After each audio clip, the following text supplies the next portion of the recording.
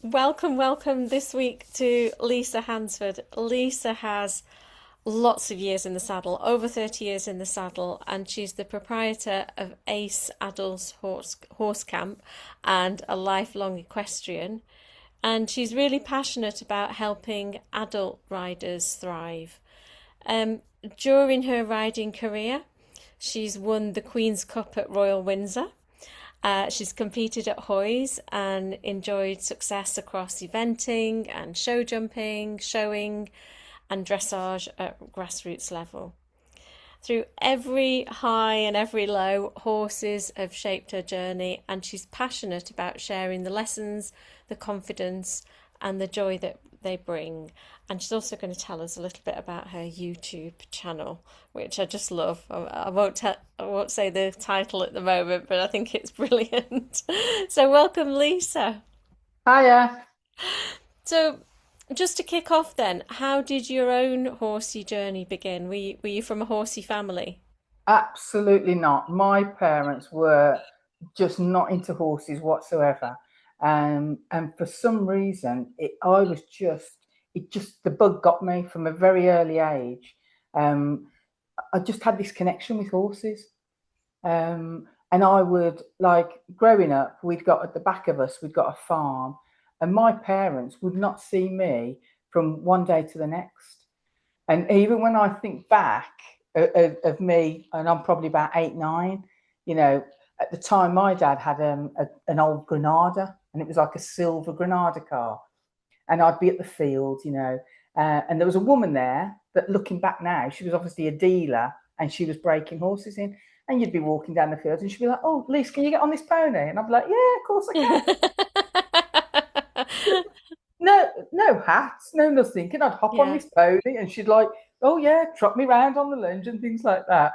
But when I now thinking back, I'm like, yeah, I was actually breaking her horses Yeah. in, and I didn't know. I was like 8, 9. I was like, I'd hop on anything. I Yeah. was Yeah. fearless. Yeah. But getting back to my dad, so then I'd be like down the field, and then I would just see the top of my dad's car pull up, and I'd go running over, and there on a tray would be my Sunday dinner, because that was the only way I would eat, because I lived, breathed, and slept. Just everything that I did was horsey, horsey, horsey. Um, and then I had a horse called Lancer. It was a little Palomino pony. And my parents were like, "Yeah, okay, you can have the pony, but the minute you moan, the pony goes." And I was like, "Yeah, yeah, no problem, no problem." Not just, we were, it was a different world when I was growing up with ponies. You know, you were lucky if you had a saddle. Yeah. There'd be one felt pad on the whole field, and everybody would use that one felt pad. You'd invariably ride with a head collar and two lead ropes. Yeah. Yeah. It was just, life was simpler. We didn't have the pressure that the kids of today have. If I turned up at the field with a pair of torn jeans, well, I turned up with some torn jeans. It didn't matter. I didn't have to have matchy branded goods. Yeah. Yeah. Do you know what I mean? And Yeah. we just enjoyed life. We've got like one track where the farmer used to go up and down in his tractor. So you'd have like the wheels were dug out where the tractor wheels would go, but then the middle bit was like a grassed raised bit, and we would just gallop up there, flat out as Yeah. fast as Yeah. we could go. In fact, the faster the better. Yeah. Yeah. And then we would hack out on the roads, and any little grass verge, as soon as you hit the grass, that would be you canter, you'd Yeah. stop, then you'd walk. I mean, we obviously knew we couldn't canter on the road or the pavements, but any opportunity with a little bit of grass, and Yeah. we were Yeah. off. Yeah. Um, you know, Thinking back, farrier wouldn't come out to you. You would have to hack to the farrier. Yeah. And we had one farrier, and he'd obviously got a bit of a drink problem, but he was cheap. We used to go and drag him out the pub. But again, you wouldn't see the farrier until the last shoe had fallen off your pony. Yeah.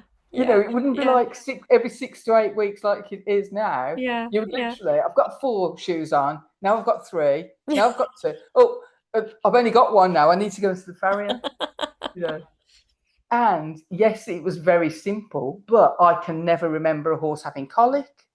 I can never remember a horse having laminitis or ulcers or anything like that. And I'm not saying that they didn't, but I cannot remember that. Yeah.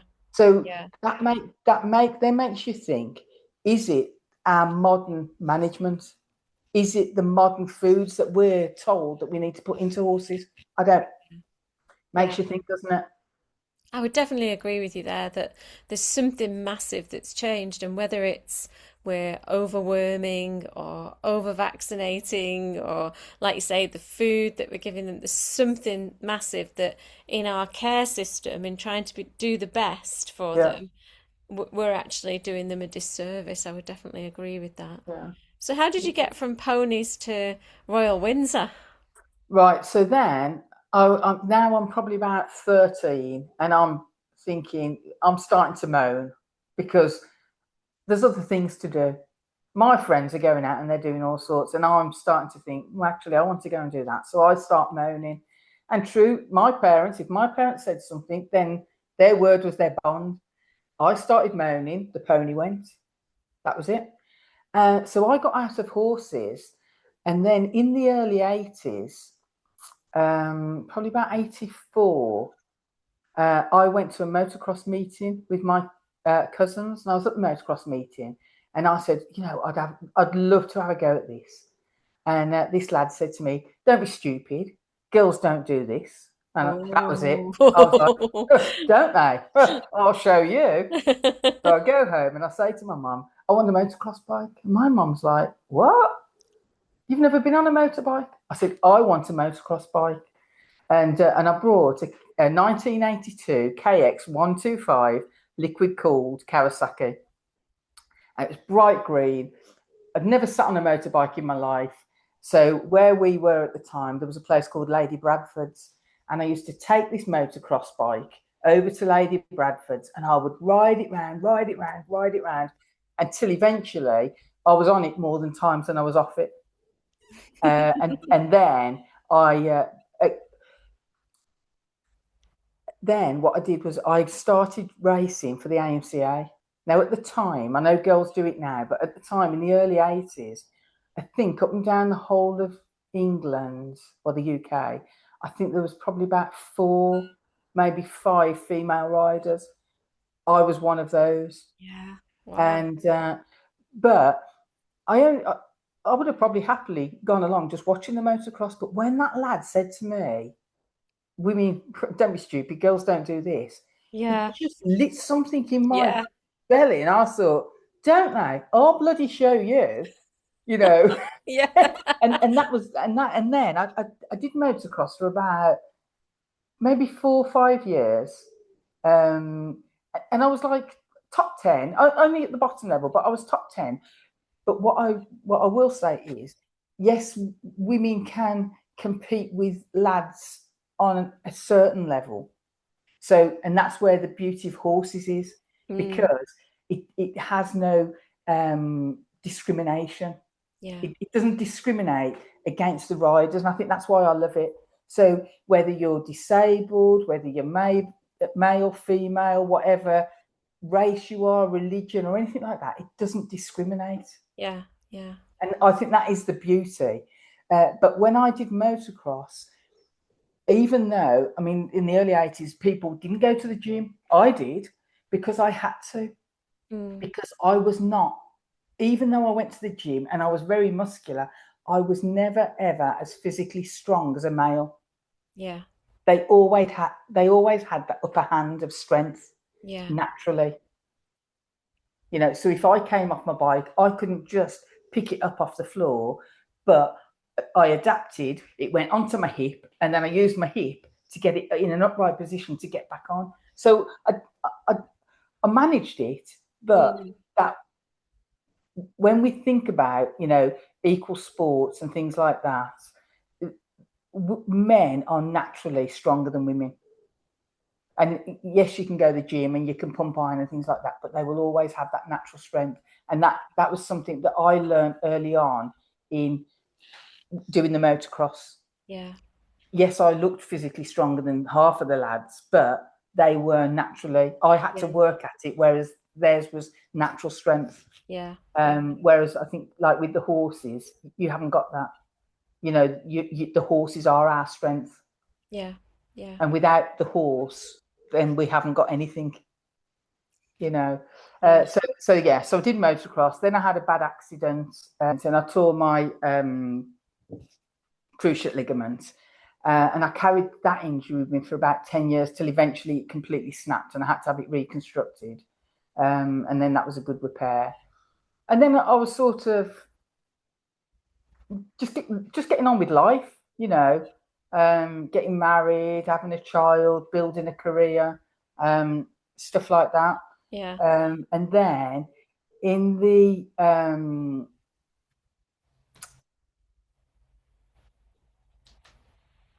I don't know, it's right. My husband's just messaged me. So I was building a career, and then a friend, me and a friend decided that, or should I say, I decided that I would part loan this horse.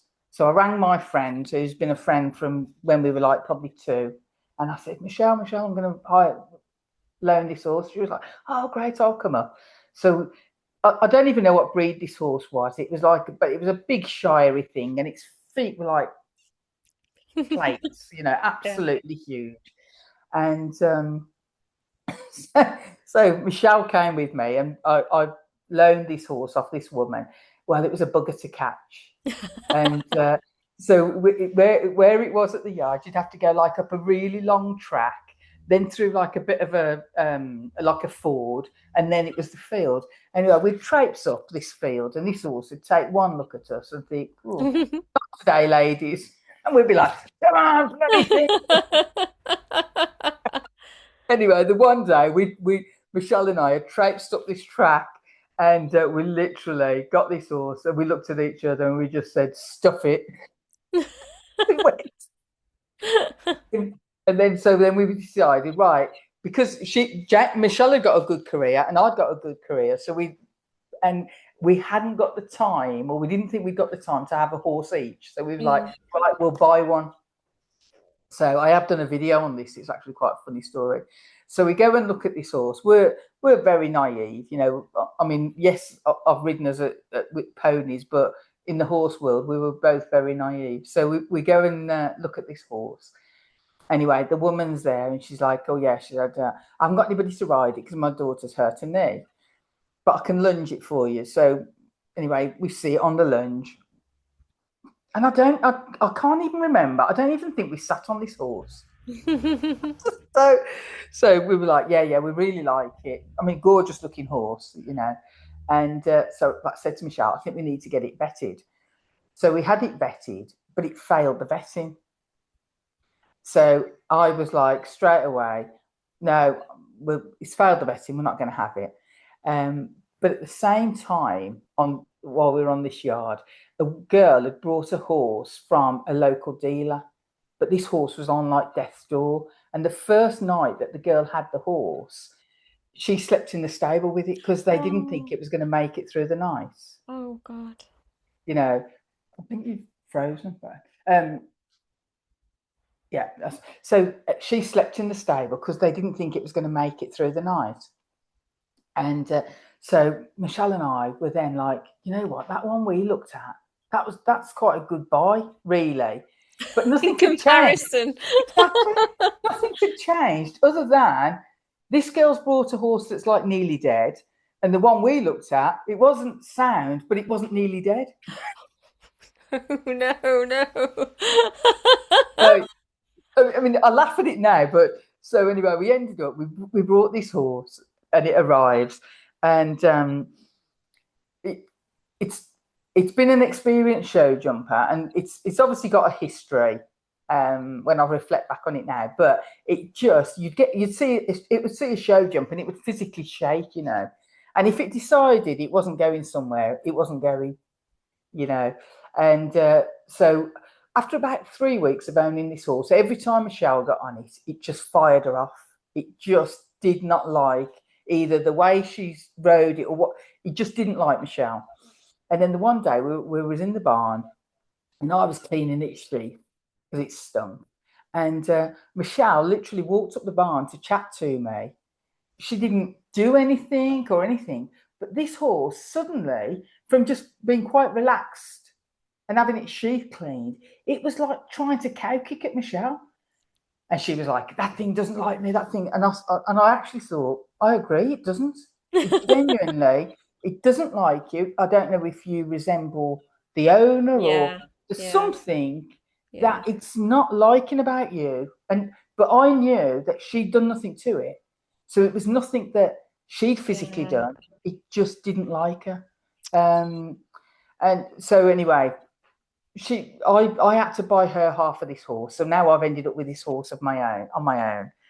And I've had him for about 18 months. And I'm literally just going 20-meter circles around in the school, you know. And I just thought, you know what? There's got to be more to life than this. And this isn't what I want, you know. mm, mm, If I took him out the back, we'd got donkeys out the back. He knew the donkeys were there. He was just like, I'm not going anywhere. But I wasn't experienced enough to say, you're okay, go on. So I'd be like, okay, I'm not going either. yeah, yeah, We just turn back, you know.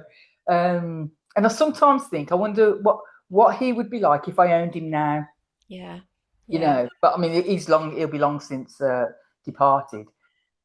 So that was that. Anyway, cut a long story short, there was a guy that I knew. Well, I sort of knew him. His parents had just bought a livery yard, but his sister had just lost her horse, but she wasn't a rider. But because it was a family thing, the lads rode and things like that, she wanted a horse just to pony pat, to groom and stuff Mm, like that. And I thought, perfect. That would be perfect for him. And it would be a perfect end to possibly what's been a traumatic life for him, yeah, you yeah. know. So anyway, she ended up having him from me. And then Michelle had got her horse by then. She'd bought another one. So I haven't got a horse. And I'm actually thinking, I mean, I'm at such a low ebb because this horse has knocked that much confidence out of me. I wouldn't even go over a trotting pole or anything, you know. That's how much I was petrified of this horse. And then my instructor at the time said, "Oh, Franklin International's got some cobs in. Go and have a look." So I go over, and I don't know if you know Neil Hamer, Franklin International. Well, he was Franklin National. So I go over and I see Neil, and he's got this like well section D, chestnut, flaxen mane and tail. Anyway, I get on it, ride it round, and I'm just like, well, this horse doesn't know anything. It's only like a 4-year-old. This doesn't know anything. I don't know anything. It's no good for me. So I get back to the yard, and Michelle said, "Oh, what did you think?" And I said, he doesn't know anything. I don't know anything. It's not for me. Anyway, she said to me, she said, "Come on, let's go back and have another look." So I was like, "Oh, okay." So we go all the way back to have a look at him. Anyway, I'm on him again. And at the time, they were like taking down a corrugated building. So the guys were like dropping sheets of corrugated metal, one on top of the other. Oh, God. And no, but Flash just was Yeah, like, just, and I yeah, was like, that is what I want. And it was the corrugated metal that made me decide that I was buying that horse. And you know what? It was the best decision I ever made. So first year I just did in-hand showing with him and just rode him at home. And then I think the second year I did a couple of local ridden shows. And then I started doing county showing with him. And that was it. Yeah. And I'd say within maybe 2, maybe 3 years of having him, I was doing county workers because every time I got on him, my confidence just grew and grew and grew. yeah. You know, I was still the same person, but the horse gave me that confidence Mm, rather than the other one that was destroying it. yeah, yeah, You know, and that was how I got back into horses. So then I had Flash, and then I'd say Flash was like he got like 4 gears, but you could put anybody on him. You yeah, know, I could put my granny on him. She could have gripped on, terrified on Yeah. the road, but Flash would have gone, I know I only walk or trot on the road. And Yeah. he would have just, even if they were gripping, woo, Yeah. Yeah. he would have Yeah. just gone, okay, I'll just be gentle and I'll just walk for you. He was that kind of horse. Mhm. And then I brought Dade. And again, I'd gone up and down the country looking for a horse. And then the one day I just opened the paper and it had got our local area code. And I thought, oh, I'll just ring. But I was looking for a bay with a white blaze and 4 white socks. Why, I don't know, but that's what I was looking for. So I go up and look at Dade, and he's a chestnut, 1 white sock, and a bit of a squiggle. And he was literally, so where my yard is now, he's probably I brought him probably within half a mile of where my yard is now. That's how bizarre Local this boy. story is. Yeah. So I go and see him, anyway, I ride him round, and I like him. So I then get my friend, and I say to my friend, can you come over and have a look at this horse? I'm thinking of buying. So I get back on him. Well, he absolutely takes off with me in this field. And off I go. He's just gone. Anyway, I come back and I said to my mate, I'm having him. I love him. She was like, even now, if we go out, she goes, I'll never forget that day we went to look at Dade. But even though he took off with me, I felt safe. Yeah. And Yeah. that was what made me think I am having that horse, Yeah. Yeah. Yeah. because it was the feeling, not his behaviour, because his Yeah. behaviour was pretty, it was pretty naughty on the scale of things, but Yeah. I felt safe, and that was important to me. So I'd invested. Obviously, he passed the vetting, and then I had him as a 4-year-old, just coming 5, and then this will lead on quite nicely to. So then he was like, maybe I'd had him only about 8 months, and this was at a time before the internet and all this. And I'm looking at a local horse magazine, and I see an advert for a horse camp, and I was like, oh, it just caught my eye, and I thought, I'll have a little bit of read of this. Yeah. And I think it was Bobby. Oh no, it was Bobby and Jane, but I think it was Bobby Cornthwaite. I think her name was. I may have got that wrong, but it was Bobby and Jane. So it was Bobby Cornthwaite and Jane Walker, and they were doing horse camps at Somerford Park. So I happened to ring, and I rang, and I spoke to Jane, and she was like, "Yeah, we've just had a space become available." So I went on this horse camp with this young horse that I'd got, and you know what? I've still got friends from that very first camp, and that was 20 odd years ago. Yeah. Yeah. Uh, Yeah. and that was my first introduction to horse camp. And then I did one camp, and then I became like a camp addict, as you do. Yeah. Yeah. And Yeah. and then after, I think they ran for a couple of years, and then they sort of split the camps off. So one went as Bobby's horse camp, and Jane went as active rider. And then I sort of naturally just went with Jane, and then I would help in the background her do active rider. And that was how I'd been involved in horse camps for over 20 odd years. Wow. Um, Not the organising, that was Yeah. always, Yeah. Yeah. Jane was the organiser, but I would then just support her and Yeah. help her organise them. Yeah. Uh, and then Fabulous. obviously a couple of years ago, she decided that she wasn't going to run anymore, and asked if I wanted to take over. Yeah. And initially I was like, no, not really. I don't know if I want that kind of responsibility. But then when I thought about it, I thought, yeah, okay, I'll give it a shot. And Yeah. that's how Ace Adult Horse Camp came about. Brilliant. And I mean, I joined you on one of the camps, didn't I? And what I noticed at your camp was the atmosphere. It was almost like everyone was on holiday. It, it really was like a party, but not a party that was getting out of control, but a nice party atmosphere. Everyone talking, chatting, relaxing, and I didn't really see people riding because they were over in the distance from where I was, but I saw people walking out to the menages and arenas, and they just were like beaming.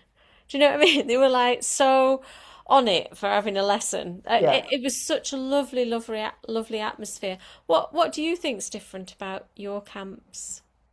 So I think with mine, I mean, firstly, I'm going to say me because I'm the type of personality. If I'm panicking, we need to panic. Does that make sense? Yeah, yeah, You know, I am a proper relaxed kind of person, and I'm like that in every walk of life. You know, and there's nothing that is unfixable. yeah, So, and I'd like to think that when people do come on one of my camps, what they're going to be guaranteed is no clickiness, no yeah, favoritism. Everybody's treated as part of our family. You know, so yes, I'm the organizer, but everybody that's at camp, that's the campers, the coaches, the professionals that we have come in, we're all a family, and we're all working together to have the best weekend or the best camp that we can possibly have. yeah, And I think that's, uh, I'm not saying other camps don't do that, but my priority is the camp isn't for me, the camp is for my campers. yeah, yeah, definitely. So if I don't know, say they've brought a horse and they're having a problem, do you know what? Come and tell me and we'll sort it out, because there's nothing that we can't sort out.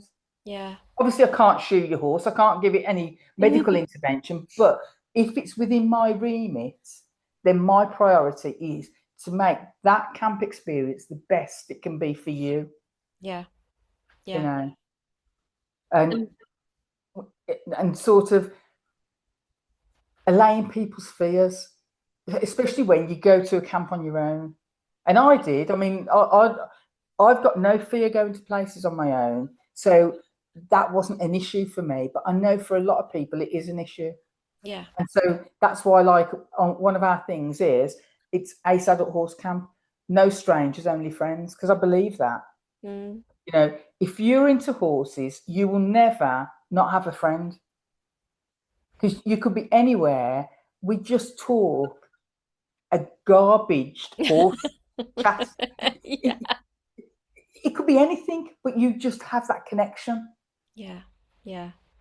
What do you think for you?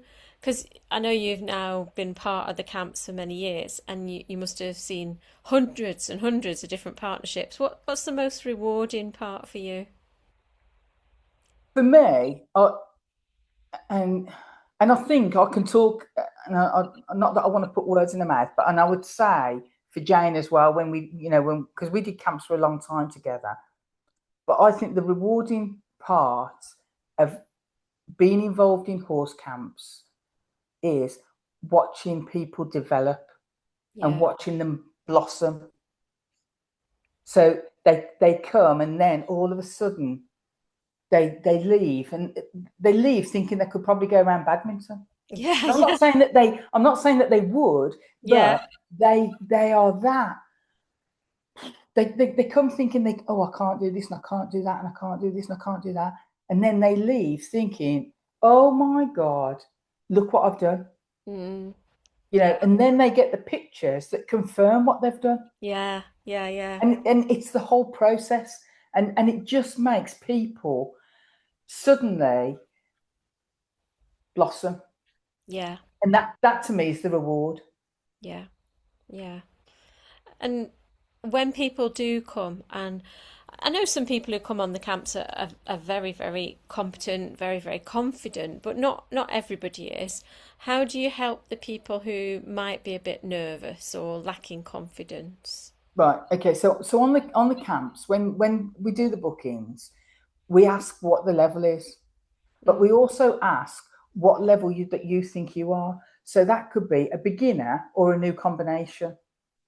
It yeah, could be novice. It could be experienced but lacking confidence. yeah, And it could be experienced, very confident. yeah, So that's the rider. That's how the rider's viewing themselves. Then we ask them what levels they want to do. So we start from intro up to elementary plus for the dressage. We yeah, start from show jumping, we do poles up to a meter plus whatever. And then cross country, we're up to 60 centimetres. And then anything. So we're catering for everybody. People can choose 2 disciplines out of 3. So they can choose dressage, show jumping, or dressage and cross country, or whatever combination they want. So somebody that's very novice may only want to do intro dressage and then poles. That's fine. Yeah. You Yeah. know, if somebody just wants to do dressage, and we'll try and cater for that. If somebody wants to do just cross country, we'll try and cater for that. Same with show jumping. We will try and cater for what anybody wants to do. But even though somebody may be very novice and go out on the cross country, the responsibility or the decision will always be with the rider. Yeah. So if the rider genuinely doesn't want to jump something, they don't have to jump it. We're adults. Yeah. You know, that's the difference. It's an adult camp, and we make that final decision. Yeah. Obviously, we want to try and push ourselves, but ultimately, we're not there to get anybody injured. And we're not there. No, but genuine, but the coaches aren't either. We're not there to get anybody injured, and we're not getting in there. We're not there to have somebody leave less confident than they arrived. So the whole camp is about progressive training. So you will stick with the same coach for that discipline. So they will see you on the first day. They probably don't know you from Adam. They will assess you and teach you on the first day. But then second day, they'll be looking to move you on. Yeah. And that's where the blossoming takes place, because we don't just keep you at one place. We are there to progress you. And you know, I personally select what I consider the best coaches for my camps that suit my relaxed vibe, that suits my camps. Yeah. And that's the important thing. And at the end of my camps, we do like a feedback form. And if the coaches don't score 5 stars, then you know that's the important thing. They've got to be constantly getting 5 stars from the camp attendees. Yeah. Because without that, without them having, or without me choosing the right coaches, I could be losing maybe 8, 10 camp attendees, thinking, well, I don't want to go and have a lesson with that person. Yeah. It's all wheels within wheels. It all has to be, you know, it's all derived, but the main focus is the camp. The camper is the one that is the important person here, because it's their camp. It's their experience and it's their journey. And that's the ethos of the way I run my camps. You know, they're not for me. Yes, I'm there, but I'm ultimately running it for everybody that's attending. What's a common mindset or physical change that you see in people? So on the first day of camp, they arrive with a bit of a terrified look on their face. You know, especially if they've not been on camp before, because yes, they've probably booked on it, and by the time they get to camp, they're thinking, "What the hell have I done?" You know, so I see that "what the hell have I done" look quite a bit, especially when I'm. And then they'll have the lessons on the first day. Then on the second day, you can just see them completely unwinding. You know, I'm up with the vibe and things like that. And then on the last day, I can guarantee they will be saying, "Have you got any spaces on the next camp?" Because it becomes highly addictable. It is, you know, once you've been there and all the fears that you've got going to camp, you know, am I going to fit in? Am I going to be okay on my own? Am I going to be this? Am I going to be that? And then you get there and you're like, oh my God, there's none of that. No. You know, we don't have seating plans. We you know, and I tend to find that you will naturally peel off with people that are in your group. Yeah. You know, so I do try and keep the pods together. So you get that friendship. You'll get friendship with the person that you're stabled next to. You know, somebody that you've helped out there, or they're helping you. It's just it's just lovely. Yeah. But the Yeah. people that make the camp are the campers. Yeah. I do my bit to get us to camp, but the way the camp runs and the vibe and everything like that is from everybody that's attending. Yeah. Yeah. So yeah.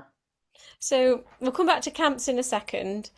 I want to just talk a little bit about Granny in the Saddle, your Right. YouTube channel, because that's hilarious, isn't it? I absolutely love it. I think everyone should subscribe to that one. Tell us a little bit about it and how it came about. Okay. So again, I'm of a generation. I'm 60. I don't mind saying that I'm 60. Um, I wasn't brought up with computers, certainly not the internet or anything like that. But as an older person, I've learned about the internet and things like that. And I'm on Facebook, and you're seeing all these perfect lives, for want of a better word. Mm, So somebody going and doing the perfect show jumping round, the perfect dressage test, going to the show, and the perfect this, that, and the other. And I was thinking, it's lovely. And don't get me wrong, I mean, I love Facebook, but I'd like to think that I use it in the right way. And I hold myself to this accountability. If I wouldn't say something to that person's face, then I'm not going to say it on Facebook. yeah. And if I wouldn't be happy with my granny reading something that I posted, then I'm not going to post it. Yeah. Yeah. And I think if you stick with that, you're not going to go far wrong. Because I think with the internet, there's a lot of, well, I think if you're a bit deranged in life, you're deranged online. Yeah.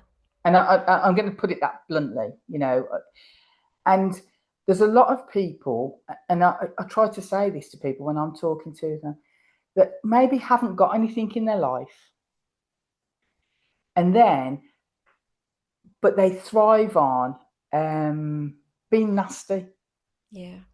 So then somebody will post something online and the nasty comments start. And you have to take a step back and think, rather than, well, how dare somebody say that? I always think, how sad must their life be if they want to come online to upset people? Yeah. Because there's enough upset in the world without having it in your Yeah. face, isn't there? Yeah. And then, so I decided, I didn't want to be an influencer. I certainly didn't want to be like, where, and all this, or I didn't want to be triggered by monetization or Yeah. anything like that. I thought I just wanted to start a channel for everyday horse people that may be struggling, Yeah. that may be thinking, do you know what? Having this horse is becoming a bit of a bind. Or that horse scares me that much, I don't want to get on it. Yeah. Because there's lots of us out there that, like, the horse I was telling you about with Michelle, Yeah. towards the end, if somebody said to me, do you want to come for a hack? I'd be like, I've just got to paint the whole stable block first. Yeah. I'd come up with any excuse Yeah. rather than ride that bloody horse. Yeah. Because, yes, I was scared of it. Did I want to go around with a big banner going, I'm scared of my horse? Of course I didn't. But, so I was like doing it in like, oh, do you want to go for a hack, Liz? I mean, I'll tell you one, we did go for a hack once. We went to a place by us, Sutton Park, and I'm hacking there on this bloody horse. And as we go over the bridge, there's like these chevron markings for the people coming out the side road. So he sees the chevron markings and he's like, and he's in the middle of the road, he's on his back legs, and he's like rearing but spinning at the same time. And I've still got cars trying to pass me. Oh. And I'm like, oh my God, I'm going to die. And I'm thinking death thoughts through this whole scenario. Anyway, eventually I'll get him into the streety gate. And at the time I smoked and I got my fags out and I couldn't connect my cigarette and my lighter. I was shaking that much. I was like, oh, I honestly thought, and and that was when it was at that point that decision was made. This is not for me. Yeah. I am not enjoying this because Mm. I am. Every time I'm riding this horse, I actually think I'm going to die, and that wasn't fun. And my horses, they're my hobby. Yeah. They're not my. They're not my. They're not my life. They're not my career. They are for me to enjoy. And when I wasn't enjoying it, that was when the decision was made. And my God, that was the best decision I ever made because I would never have achieved what I achieved had I have stuck with that Yeah. horse. Yeah. Yeah. You know, and I think as well with the horse world, we've got this myth that somehow, and it's only this myth is only with amateurs. We've got this myth that if we get help from somebody, we've failed. Yeah. Yeah. I And I know that don't know one. why. Yeah. I don't know Yeah. why people think that because what's more of a failure? Having a problem and going to somebody and saying, "I've really got this problem. Could you help me?" And them saying, "Yeah, okay." Maybe them schooling the horse, whatever the issue is. It could Yeah. be that the horse has lost confidence in you. You've lost confidence in the horse. Just having that more confident person to just say to the horse, everything's okay, will help you. So Yeah. why wouldn't you take that? Yeah. Yeah. And I don't see that as a failure. I see that as like using your noodle and Yeah. getting some help. Yeah. But I think what is a failure is painting the stable block because you don't want to ride the horse. Yeah. Yeah. Yeah. Does that Yeah, make because sense? yeah, And because it can be so much more pleasant after you've called somebody in to help you, whatever the yeah, problem is with your horse. It's just on the other side of this phone call that yeah, you start to make real progress and you start to enjoy yourself again. yeah. And we've got to remember that it has to be enjoyment. you Yeah, know, and like I do, and on my channel, I've got a lot of ones about getting your confidence and things like that. Because again, I think people have this misconception that well, you're all right because you're confident. Well, mm, they're all right because they're confident, but even professionals yeah, aren't that confident, but they learn how to manage it. yeah, They learn. So, like when I was eventing, not that I do event that much eventing. In fact, I haven't done it for a year or so. But when I was eventing, I would walk the course and I would feel nervous, but I wanted to feel nervous mm, because I viewed it as good nerves. yeah. There's a difference, isn't there? Yeah, Absolutely. yeah, So if I walked the course and I was like, oh yeah, yeah, yeah, oh that's easy, yeah, that's easy, then I'd be thinking to myself, I've got to be careful because I could end up having a tumble here yeah, because I'm yeah, almost too cocky. yeah, yeah. Too complacent. Yeah. Yeah, yeah, So to me, and I think if you spoke to most professionals, they would say that they enjoy that nerves as well. yeah, yeah. They do. Where somebody going, oh, I'm nervous, and I say, yeah, but that's good. Nerves aren't a bad thing. If Nerves yeah, are what if keep the us alert. if they're at that lower level rather Yeah, than where you're full on panic or frozen, but yeah, yeah, that lower level, that just kind of bubbling, yeah, um, that sharpens you up a little bit for mhm, something like a competition yeah, or eventing yeah, or whatever. Yeah, yeah. yeah, And then, as you've just alluded to, you've then got the nerves where somebody physically, and I can, I was definitely like that with that horse. Somebody is definitely petrified to get on the horse. It may be following a fall, or it could be anything. But the thought of getting on that horse is not just nerves; it is blind panic. yeah, You know, and then the way I would say to somebody, or the way I would deal with that is I would break it all down. So I'd be thinking to myself, I'm really nervous to get on Freddie, the horse, for mm, example. Um, so I'd be thinking, okay, so tomorrow what I'm going to do is I'm going to go up the yard and I'm going to just put the saddle on. Yeah. So, but while I'm putting the saddle on, I'm observing, what is Freddie doing? Is he looking like he wants to eat me? Is Yeah. he looking like he's quite relaxed? And am I quite relaxed around him? Now, because I know that all I'm going to do that day is put the saddle on, I'm starting to just breathe Yeah. a little bit, just relax around him. So I pop the saddle on, I'm grooming him, I'm talking to him, and then he's like, oh, okay. And he stood there and he's resting his back leg. And then I would think, oh, I'm going to take the saddle off. Yeah. And I would take the saddle off, take it completely off, pop it on the side of the, well, I'd put it on my stable door. No, I know that you shouldn't, but I would do that because I am naughty. And then I would groom him. And then I would pick the saddle up and I would just put it back on. And I would tighten it up. And I'd put my stirrups down. And I'd give him a little pat. And I'd run the stirrups up. And I'll probably do that 5, 6 times. Mm.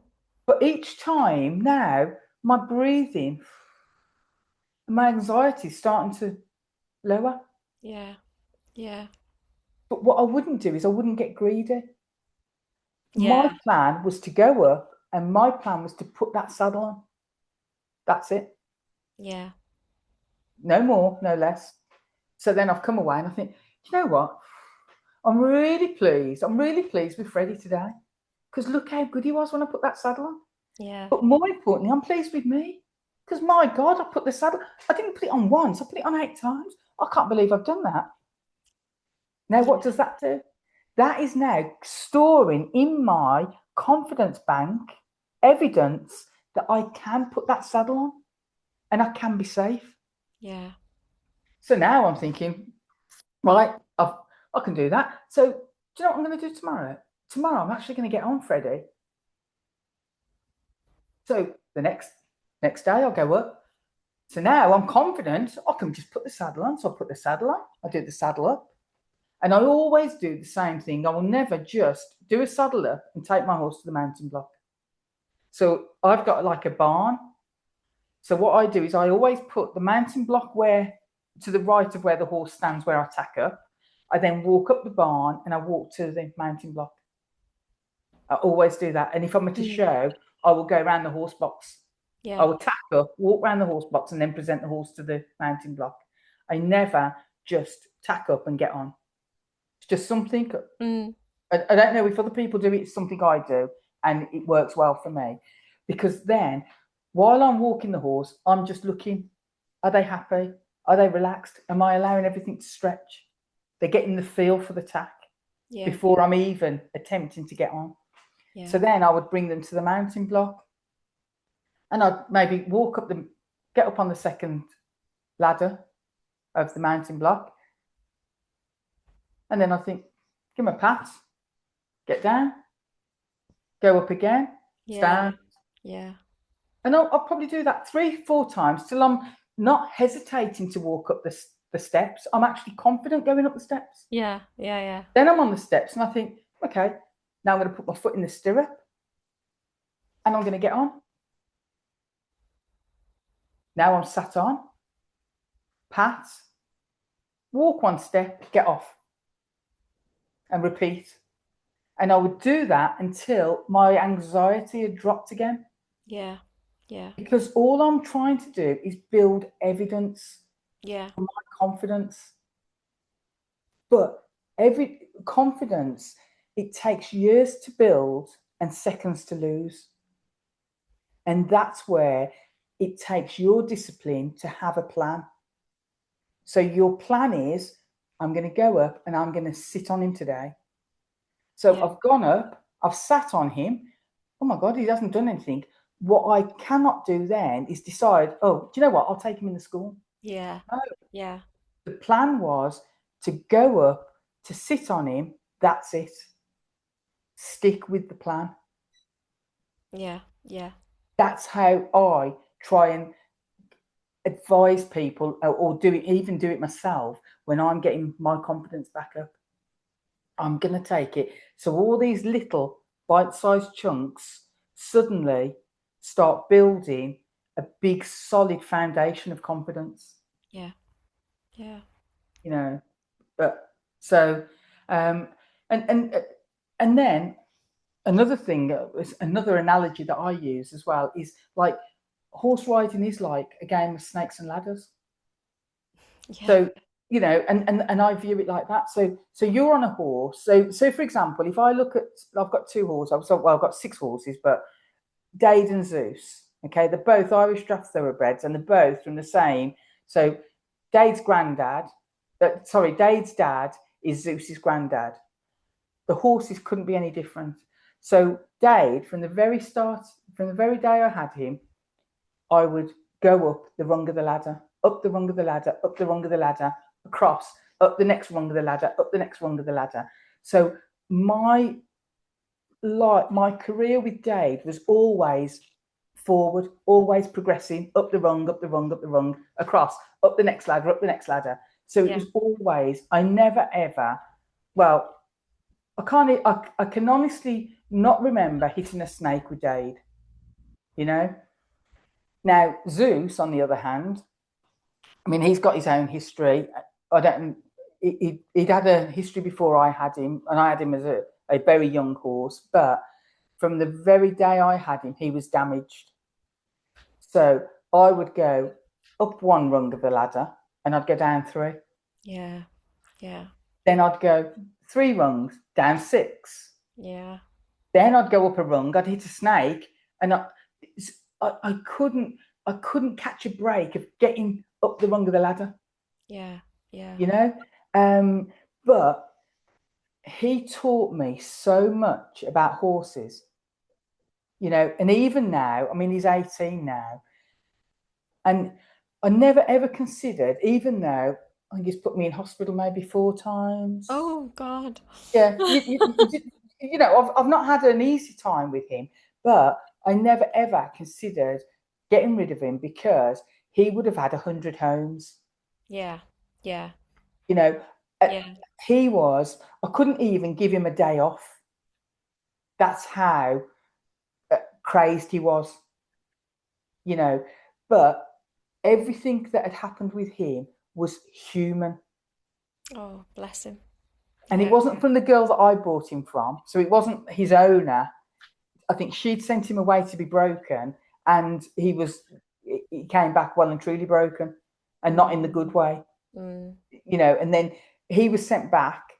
She couldn't do anything with him. Then I had him, and even now, if I take him jumping, I can't. If there's somebody stood by the practice fence, I cannot get him near that practice fence. And I have to say to people, excuse me, do you mind just standing away from the fence? Because he's like that. He's petrified that they are going to batter him. And that's so sad. Yeah. You know, so my biggest regret with Zeus is that I didn't have him from a baby, because I would have gone up those rungs of the ladder. I mean, I have over the years gone up the rungs, but it's not been an easy journey with him. It's been a rewarding one, but it's not been easy. Yeah. You know, and you have to take each little win and just think, you know what? If you stick to your plans like what I've just said, you feel like you've achieved something.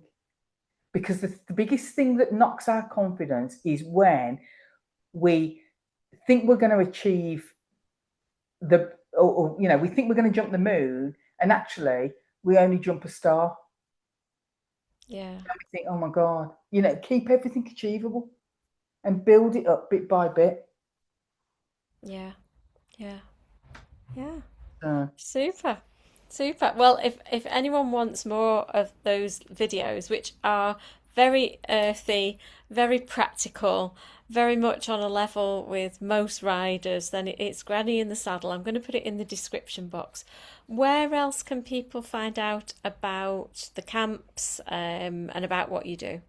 So, I mean, I'm not very tech savvy, so nearly everything is on Facebook. So I've got a Okay. Granny in the Saddle on Facebook, although I don't really tend to use that much. And I've got Ace Adult Horse Camp is also on the saddle, or they can email me at aceadulthorsecamp@gmail.com, and I can answer any questions via email. Fantastic. When's your Um, next camp? so our next camp is the 18th to the 20th, I think, of all September. So only in a few weeks. Yeah, So yeah, we're full steam ahead on organising that, yeah. and then we've got our 2027 camps to look forward to. And are you always at Summerford or do you go to Yeah. different places? So I mean, Somerford have invested so much in the pavilion, the stables, the cross country, the arenas. Uh, I just, The I don't shop? know. There's many places. Yeah, well, the shop. Yeah, the shop. Well, the shop. Yeah, that's lethal. Don't go in the shop Yeah. if you don't want to spend about We're talking £1,000. about Hope Valley Saddlery. Yeah. Always a bargain in Hope Valley Saddlery. But yeah, so over the years with Jane, we tried other venues, but I don't think anything can match Summerford. Yeah. Yeah. And even the ease in which it's a professionally run event centre, Mm, and you're dealing yeah. with professionals, and that makes life a lot easier as Yeah. well. Yeah. So yeah, all mine are at Summerford. Brilliant. Okay. I'll put everything in the description box. I'll put the postcode and everything for Summerford. So if anyone from outside the area doesn't know about it, then they can look it up and see the distance away. But thanks ever so much. That has been such a fantastic chat about all that you do and where you've come from. Thank you so much. Well, hopefully, I've inspired somebody to think that they can build their own confidence up.